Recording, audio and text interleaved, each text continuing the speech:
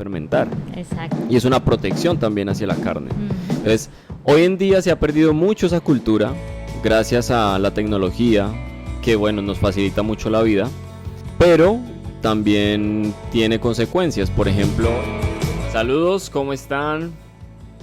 Les mandamos un cálido abrazo este 2024. Hoy estamos inaugurando el podcast de Potes Nirvana. Y en este podcast vamos a discutir de qué se trata la kombucha, vamos a hablar de hábitos de vida saludable, vamos a mirar cómo se puede preparar la kombucha en casa, cómo se pueden hacer bebidas combinadas con kombucha, tipo mocktails. Y hoy vamos a resolver algunas dudas que algunas personas tienen sobre qué es la kombucha. Y para ello pues tenemos a la científica de la empresa, que es mi hermana. Ella es bióloga y magíster en ciencias biomédicas. Actualmente está participando para irse a estudiar a Estados Unidos su doctorado. Entonces vamos a escuchar qué tiene para decirnos Caterine. Bueno, pues primeramente también extenderles el saludo. Pues la verdad es que la idea, precisamente como Mauricio hablaba de este podcast y de los videos que vamos a empezar a crear, es llevar a que las personas que no están tan familiarizadas con la kombucha pues empiecen a aprender un poquito más acerca de qué es y pues por qué es importante también consumirla, porque pues nos vamos a dar cuenta que es una bebida que tiene muchos beneficios para la salud y para el bienestar humano. Entonces creo que lo importante es empezar hablando acerca un poquito de qué es, porque nada más con el nombre yo creo que las personas muchas veces se quedan un poquito perdidas cuando escuchan de la palabra kombucha. Creo que el concepto más básico que podemos dar acerca es que se trata de una bebida fermentada. Y si las personas acá en Colombia, pues nosotros acá en Colombia la verdad es que tenemos bebidas fermentadas, pero yo creo que hay personas que de pronto no saben que consumen bebidas fermentadas y están muy asociadas con la cultura. Entonces, por ejemplo, la chicha, que se hace a base de piña, eso es una bebida fermentada. También el masato que se hace con maíz, también tiene un proceso de fermentación, no es tan largo, pero también lo tiene. Y hay bebidas más conocidas y alimentos mucho más conocidos que son fermentados, pero que pues de pronto uno no sabe que son fermentados. El vino es fermentado, la cerveza es fermentada. El yogur es fermentado, los quesos, el chocolate. Bueno, hay una cantidad de alimentos que consumimos que son fermentados y que a veces no nos damos cuenta que son fermentados porque no sabemos qué significa pues que sea un alimento fermentado. Entonces, si hablamos de lo más básico que podemos decir de la kombucha, es eso, que es una bebida fermentada. Bueno, ¿y qué es fermentar? ¿O qué es fermentación? ¿De qué se trata? Si yo digo voy a hacer una ensalada y la voy a poner a fermentar, ¿eso se podría hacer? Sí, se podría hacer, sí. Pero, ¿entonces qué hago? ¿La meto a la nevera? ¿Le pongo...? Pues la fermentación es como... voy a intentar no hablar muy técnicamente. La fermentación es un proceso que se hace... no se hace así porque sí, sino que hay unos microorganismos que están involucrados en el proceso. La fermentación la hacen bacterias o levaduras, o las dos en conjunto. Normalmente la fermentación se usa, y la fermentación yo creo que lo podemos poner como un paralelo. Nosotros usamos la respiración, ¿no? Y la respiración es algo que usamos pues para sobrevivir, es algo que es automático.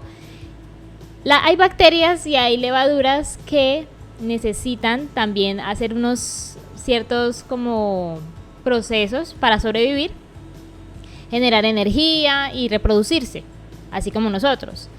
Para esas bacterias y levaduras, las que no necesitan del oxígeno, entonces necesitan de otro tipo de compuestos, existe la fermentación. Entonces la fermentación es un proceso de ciertos microorganismos que lo hacen para ellos poder sobrevivir y reproducirse. Pero pues nosotros como humanos sacamos provecho de esos procesos y producimos alimentos fermentados. Entonces...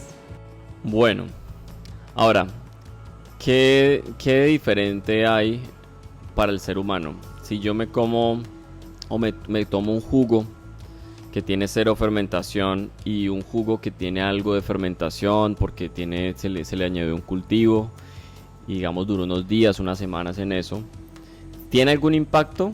¿Cómo reacciona el cuerpo? Porque ya empezaríamos a hablar de probióticos, ese tipo de cosas. ¿Qué son los probióticos? Sí, entonces por eso es que es importante entender un poquito de qué trata la fermentación y qué está incluido en el proceso de la fermentación. Entonces, como les mencionaba, la fermentación es un proceso que es de ciertos microorganismos que lo hacen, ellos lo hacen para su propio beneficio. Cada uno lo puede asimilar a los procesos que tenemos nosotros a nivel del organismo. O sea, ellos usan lo que tienen a su alrededor, la materia prima de ellos, dependiendo de lo que se esté fermentando, y producen al final algo diferente de lo que había al inicio, ¿no? Que se pueden ser componentes activos, bueno, cosas que ellos usan para ellos. Y entre esos hay muchos componentes que el ser humano puede usarlos para su propio bienestar. Entonces, la diferencia entre, digamos, un jugo que no está fermentado y un jugo que sí está fermentado es que el jugo que está fermentado va a tener unos compuestos y unos componentes vivos. Sí, pues en parte sí, vivos, activos, que nosotros podemos incluirlos en la dieta y que nos pueden ayudar en ciertos procesos de nosotros. Claro, en medio del proceso van a quedar bacterias y levaduras, ¿sí? O sea, ellas hacen el proceso de transforman sus compuestos, pero ellas también se quedan ahí en el alimento o en la bebida que está fermentada. Y muchas de estas bacterias y levaduras son lo que se llaman bacterias probióticas, hacen parte de la microbiota humana, de la microbiota animal, y si nosotros las consumimos, entonces van a pasar a ser parte de nuestra microbiota. Exacto. Entonces nos ayudan a diversificar nuestra microbiota, nos ayudan a mejorar un poco lo que es nuestro propio metabolismo, porque son bacterias y levaduras que son buenas para el ser humano. Entonces es una cantidad de cosas las que nosotros estaríamos consumiendo en una bebida fermentada en comparación con una bebida que no es fermentada. Lo curioso de la fermentación es que nuestros ancestros, nuestros antepasados fermentaban muchísimo. Sobre todo porque nosotros hace miles de años no teníamos neveras. De hecho, los refrigeradores actuales tienen, yo me atrevería a decir que menos de 2 siglos. La refrigeración que tenemos hoy en día de conectar una nevera o un nevecón, bueno, eso no existía en nuestros antepasados. Entonces, para preservar la comida tenían muchos métodos de conservación y uno de ellos era la fermentación, porque la fermentación también es una protección hacia el alimento. Entonces, ¿nos podrías explicar un poquito de qué va ese tipo de protección para los alimentos cuando se fermentan? ¿O qué tipos de fermentación existen? Porque hasta la carne la puede fermentar. Exacto. Y es una protección también hacia la carne. Entonces, hoy en día se ha perdido mucho esa cultura, gracias a la tecnología, que bueno, nos facilita mucho la vida, pero también tiene consecuencias. Por ejemplo, el no consumir hoy en día alimentos fermentados, sino que vienen ya listos, industrializados, digamos por la facilidad de la producción que trajo la industria y por también la facilidad que ha traído la tecnología en nuestros hogares para mantener los alimentos en refrigeración, ha hecho que nosotros ya no fermentemos, o que muchas personas hasta les dé asco cuando digan fermentación. Uy, ¿qué es eso? No. Entonces, en realidad es algo que sirve para diversificar todos esos seres vivos que tenemos en nuestro intestino, que gracias a la vida moderna se ha homogenizado de alguna manera, y es donde vienen los ayayay. Hoy en día muchas enfermedades, o hasta las defensas, cuando alguien tiene defensas bajitas, es porque si uno va a mirar la microbiota de esa persona, su flora intestinal, que es una manera común de llamarla microbiota, es pobre.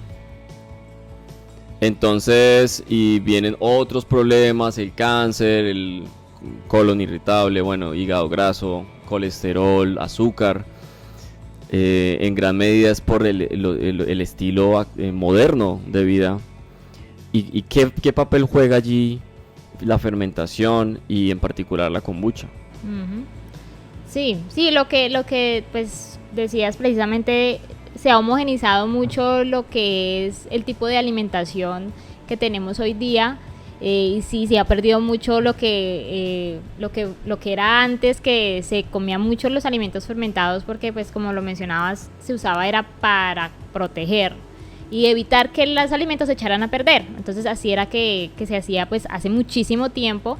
Se tienen datos de que se fermentaba, o sea, la verdad es que no me acuerdo el año exacto, pero muchísimos millones de años, pues hay como estas, se han encontrado, como que, y se han hecho estudios enfocados a tratar de mirar cuándo está como el primer dato de algún tipo de alimento que se haya fermentado, especialmente los vinos y los quesos. La verdad es que eso tiene una cantidad de años de antigüedad, porque eran esas poblaciones antiguas las que empezaron con el proceso de fermentación, y lo hicieron inicialmente para transformar precisamente alimentos, pero luego se dieron cuenta que era una técnica que también les ayudaba a cuidar los alimentos y a preservarlos para que no se echaran a perder tan fácilmente.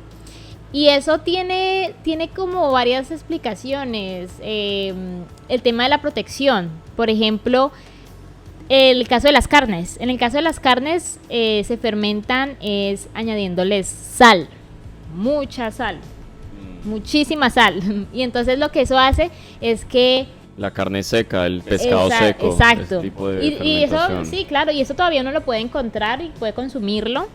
Ya no Para es tan Semana común. Santa. Ajá, sí, exacto.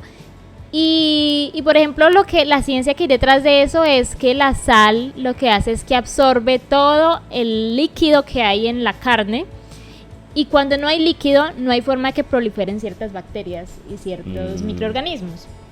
Entonces cuando la carne queda completamente seca por la sal, no va a proliferar nada ahí, porque el ambiente es demasiado hostil para ese tipo de especies, y entonces se conserva la carne. Entonces esa es una forma en la que se usa la fermentación. Súper interesante. Exacto, y también hay formas, por ejemplo, los quesos. A los quesos lo que les hacen, y hay unos quesos que pasan por ese proceso, les ponen ciertas cepas específicas de hongos o de levaduras, que lo que hacen es que ellas se encargan de colonizar, crean unas capas a los quesos, y entonces son tan fuertes estas bacterias y estas levaduras que son las únicas que pueden crecer. Y entonces es una protección también para el queso. monopolizan un poco el queso, y monopolizan todo lo que hay allí, y entonces cuidan de que nada más crezca ahí. Entonces así es otra forma en la que también se cuidan los alimentos.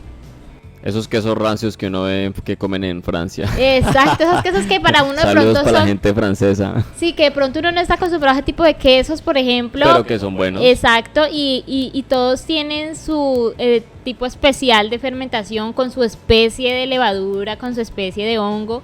Y la verdad es que todo el tema de la fermentación es, o sea, la verdad, o sea, yo que he estado revisando, uno se da cuenta que eso es una cosa que no tiene fin. O sea, la cantidad de información que hay, y de uno encontrarse que es algo que ha estado con el ser humano desde hace mucho tiempo, pero nosotros como que lo hemos ido alejando un poquito de la dieta normal o de la dieta básica.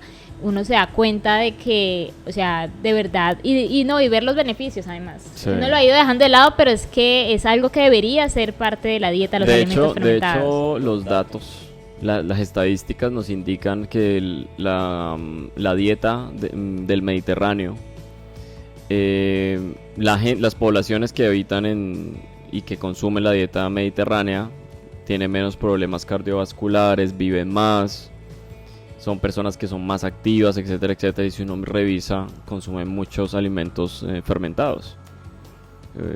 Lo más común es el vino y los quesos, pero también consumen mucha comida de mar, y bueno, la carne y todo eso lo fermentan muy bien.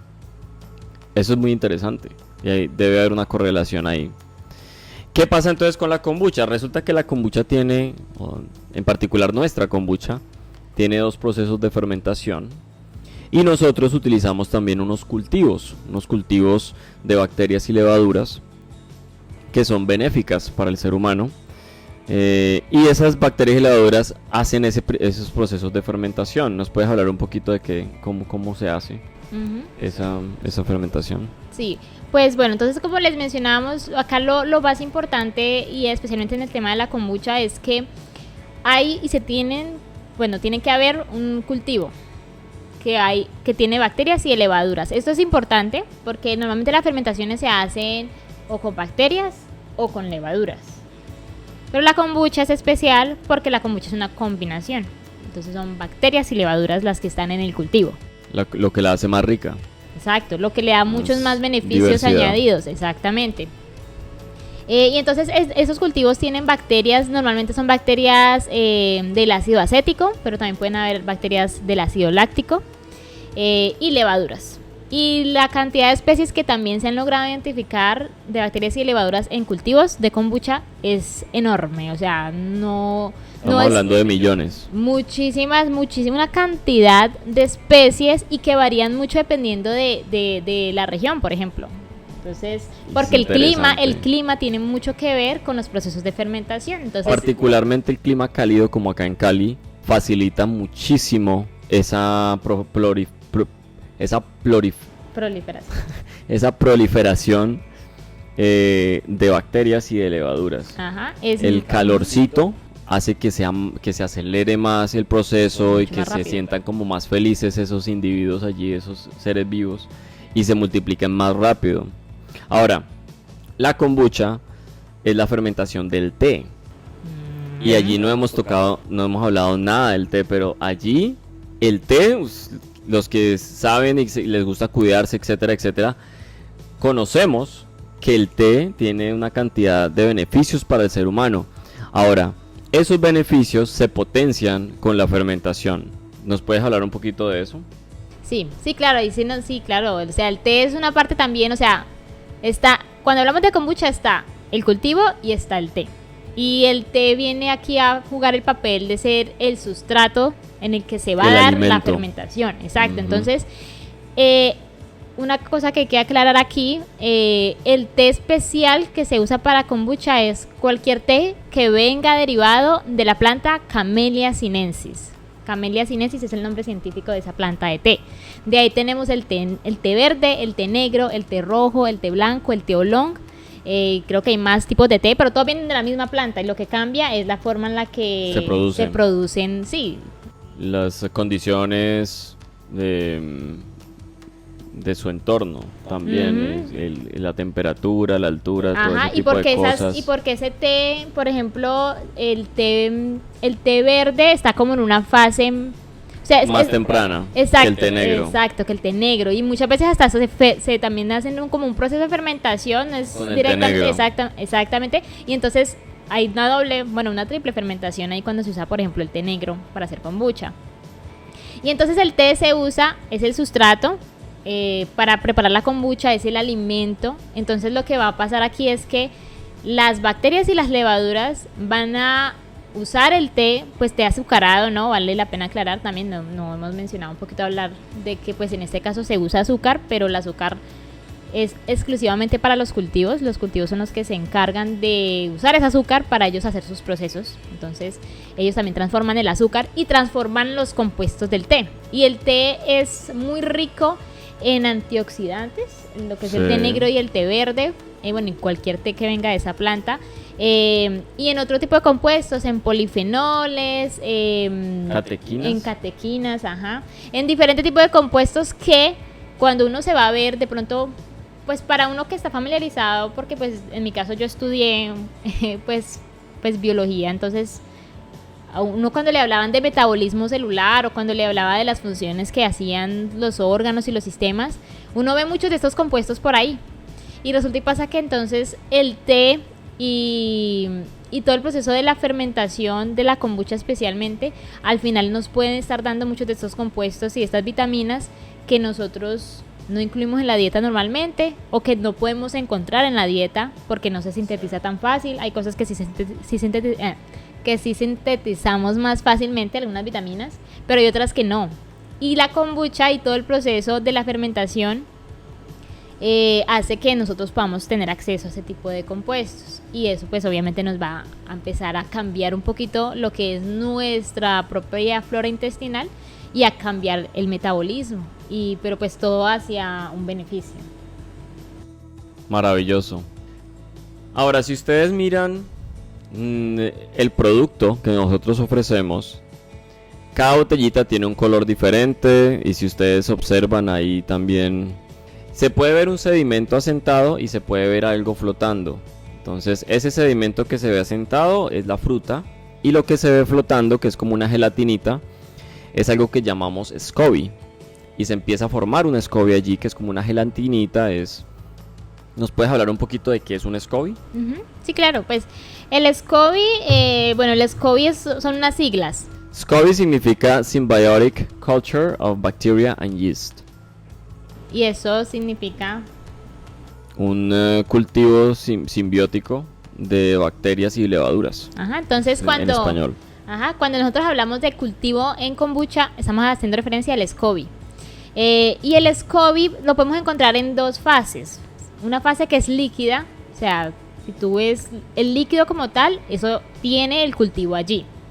Pero Exacto. También se forma una fase que es como sólida, que es como, pues... La gelatinita de la que yo les hablaba ahorita. Acá se empieza a formar. La botella completa se considera una colonia. O sea, dentro de esta botella hay millones de seres vivos. Es decir, si a eso nos vamos, el estado más básico de un SCOBY es la parte líquida. Nosotros nos tomamos un SCOBY cuando tomamos una kombucha. Pero también está la fase que le sigue, que es como esa gelatinita que flota.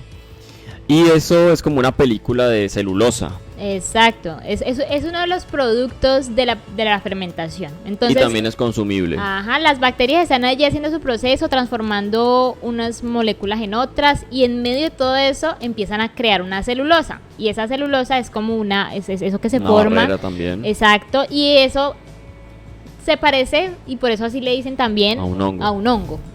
Mucha gente dice, ay, eso es como el hongo o como la madre del vinagre, pero pues eso es el SCOBY, ¿no? Tiene su nombre específico, pues porque es una situación pues especial y diferente. Claro. Y sí, ese SCOBY sirve como una barrera cuando uno está haciendo el proceso de cultivo, sirve como una barrera contra rayos UV, por ejemplo. Ella sirve para que no le entre directamente desde arriba, digamos, si hay acceso, para que no le entre directamente. También para si de pronto cae, digamos, un mosquito o algo así, no pase al cultivo de abajo. En ese caso se dañaría solo la matriz. Ya. Y es consumible. Entonces, ¿por qué? Pues porque también, o sea, ahí hay bacterias y levaduras. Vivos. Exacto. ¿Qué les ha parecido hasta ahora esto que hemos explicado de la kombucha? ¿Ya ustedes conocían y sabían que lo que se están tomando son millones de seres vivos que van a diversificar esa microbiota que ustedes tienen allí en sus intestinos? Déjenos saber en los comentarios. Bueno, entonces pues para terminar este primer video, este primer capítulo de los que vienen también de este podcast, pues vamos a explicar un poquito qué ofrece Potes Nirvana. Nosotros tenemos actualmente 6 sabores de kombucha. Tenemos mango, que es un sabor de temporada. Tenemos jengibre tropical, que es una combinación de jengibre, piña y naranja. Tenemos guayaba salvaje, que es la guayaba coronilla o guayaba agria, acá en Colombia que le llamamos. Si ustedes que nos están viendo no son de Colombia, esta es una fruta que es exótica. De hecho, la guayaba no se cultiva en muchos lugares del mundo. Si ustedes vienen a Colombia, les invitamos a que la prueben, especialmente la guayaba coronilla o la guayaba agria. Es una guayaba que al abrirla por dentro es amarilla. Y su sabor es ácido, pero es muy rico, es delicioso. Y esa es una de las kombuchas, de nuestras kombuchas más taquilleras, gusta muchísimo. Tenemos también la guayaba pera, sabor a guayaba pera, manzana pasión, que es manzana, esa es manzana royal. Manzana gala royal, ¿no? Así se le encuentra. Tenemos también Fiesta Roja, que es el equivalente a frutos rojos, solo que en lugar de tener mora, tiene fresa. Entonces tiene fresa, uva y arándanos. Ese es un sabor también delicioso. ¿Cuál me falta? No, creo que ahí están todos. Manzana, jengibre, las 2 guayabas, la piesta y el mango. Y el mango, Ajá. perfecto. Y también nosotros lo producimos, usamos los 2 tés, té verde y té negro, pues que son los más comunes. Ese es un valor adicional Ajá. también. Y entonces ciertos sabores los tenemos hechos a base de té verde y ciertos sabores los tenemos hechos a base de té negro. Bueno, una pregunta que nos hacen muy frecuentemente es, deme el que mejor, el que más beneficios tenga. Pues todos son kombucha, todos tienen 2 procesos de fermentación. Lo único que varía un poco es primero pues el color, porque Por la depende de la fruta. fruta que le ponemos en la segunda fermentación, pues va a tener un color diferente. Este, por ejemplo, si ustedes lo ven, tiene un color como anaranjado, es por el mango. La que es de manzana va a ser más rojita, la fiesta roja va a ser más oscura. Jengibre, que es jengibre piña naranja, va a ser como amarillito. Adicionalmente producimos también, este es un producto nuevo, producimos vinagre de manzana, es completamente artesanal, 100% manzana. Y para los que tengan tal vez duda dónde nos pueden conseguir, vamos a dejar los datos en la descripción y en el primer comentario de este video. Aquí en Colombia, estamos haciendo envíos en todo Colombia. Si tienen dudas también, nos han preguntado qué pasa con el azúcar. ¿Ustedes qué azúcar utilizan? Si ustedes usan panela, eso es bueno para personas que tienen diabetes. Entonces, para quienes tengan esa duda del azúcar, los invitamos a ver nuestro próximo capítulo. Sin embargo, pues los invitamos a que devuelvan un poco el video cuando estábamos explicando qué pasaba, qué hacía, cuál era el alimento de los cultivos y por qué se generaba la kombucha. Allí hay una pista. Sin Yo embargo, alcancé a explicar un poquito qué pasaba con el azúcar. Pero pues si tienen dudas y quieren saber un poquito más exactamente de qué pasa, en el próximo capítulo vamos a hablar exactamente por qué se usa el azúcar y qué pasa al final con ese azúcar. Y si entonces el hecho de que le pongamos azúcar a la bebida pues hace que de pronto ciertas personas, digamos las personas que tengan diabetes o no, puedan consumir o no. El adelanto es que sí pueden consumirla, pero pues es completamente apto es apto para las personas para que personas sufren que de sufren diabetes. de diabetes. De hecho, es recomendable para personas que sufran de diabetes, de tensión, de muchas condiciones. Todo eso lo vamos a ir ampliando en el próximo capítulo. en los próximos capítulos. Así que muchas gracias por estar con nosotros en este primer capítulo. Si no nos siguen todavía, los invitamos a que nos sigan para que estén pendientes de los próximos capítulos. Como les dijimos, vamos a hablar de hábitos saludables, comidas saludables, kombucha, fermentación, etcétera, etcétera. Así que por ahí nos estamos viendo. Chao. Chao.